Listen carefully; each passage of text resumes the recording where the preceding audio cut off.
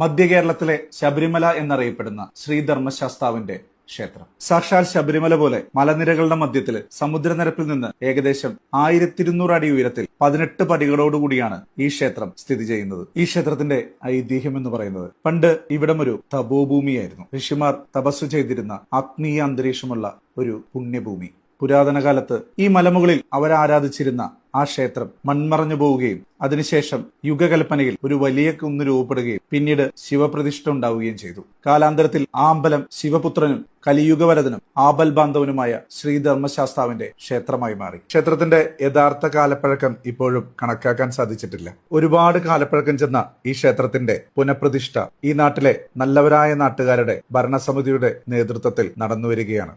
ഷഡാധാരങ്ങളോടുകൂടിയ ശ്രീകോവിലാണ് ശാസ്താവിന്റെ പ്രതിഷ്ഠ. ക്ഷേത്ര വാസ്തുവിദ്യയിലും തന്ത്രശാസ്ത്രത്തിലും വളരെ വലിയ പ്രാധാന്യമുള്ള ഒരു സങ്കല്പമാണ് ഷഡാധാരം. അതുകൊണ്ട് തന്നെ ഈ ക്ഷേത്രത്തില് വലിയ രീതിയിലുള്ള ചൈതന്യവും ആത്മീയ ഊർജവും എപ്പോഴും നിലനിൽക്കും. ഇവിടെ വരുന്ന ഭക്തരിലേക്കും അത് നിലയ്ക്കാതെ പ്രവഹിക്കുകയും ചെയ്യും.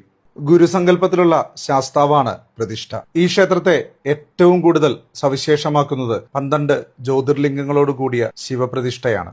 ജീവിതത്തിൽ ഒരിക്കലെങ്കിലും ഈ 12 ജ്യോതിർലിംഗങ്ങളും ദർശിക്കുന്നത് പാപങ്ങളെല്ലാം അകറ്റി മോക്ഷം നൽകുമെന്നാണ് പറയപ്പെടുന്നത്. ഭക്തർക്ക് നേരിട്ട് ശിവപൂജ ചെയ്യാൻ സാധിക്കുന്ന മധ്യത്തിൽ പ്രധാന ശിവലിംഗത്തോടുകൂടിയും ചുറ്റിലും കാശി, രാമേശ്വരം, സോമനാഥ്, കേദാർനാഥ് തുടങ്ങിയ 12 ജ്യോതിർലിംഗങ്ങളോട് കൂടിയ കേരളത്തിലെ ഒരേ ഒരു ക്ഷേത്രമാണ് ഇവിടം. തികച്ചും ശബരിമല മാതൃകയിൽ പൂർണ്ണമായും ചെത്തിമിനുക്കിയ കൃഷ്ണശിലയിലാണ് ശ്രീ ധർമ്മശാസ്ത്ര ക്ഷേത്രം നിർമ്മിച്ചിരിക്കുന്നത്. നിങ്ങളൊരു അയ്യപ്പ ഭക്തനാണെങ്കിൽ മധ്യ കേരളത്തിലെ ശബരിമല എന്നറിയപ്പെടുന്ന കല്ലൂർ വീട്ടിക്കുന്ന് ശ്രീ ധർമ്മശാസ്ത്ര ക്ഷേത്രത്തിൽ ജീവിതത്തിൽ ഒരിക്കലെങ്കിലും തൊഴുതിരിക്കേണ്ടതാണ്. നമ്മുടെ ക്ഷേത്രത്തിന്റെ ലൊക്കേഷൻ വരുന്നത് കല്ലൂര് വീട്ടിക്കുന്ന് ശ്രീ ധർമ്മശാസ്ത്ര ക്ഷേത്രം. എല്ലാ മതത്തിലുള്ളവർക്കും പ്രവേശനമുള്ള ഒരു സർവ്വമത തീർത്ഥാടന കേന്ദ്രമാണ് ഇവിടെ.